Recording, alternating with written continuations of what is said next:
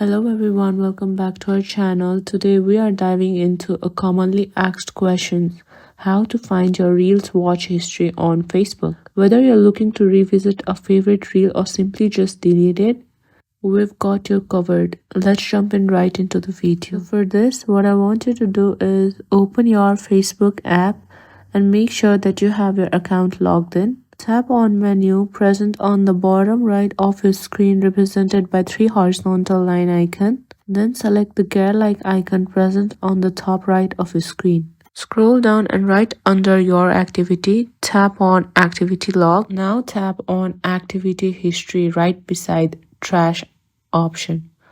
After that, you will have all of your Reels watch histories list on your screen.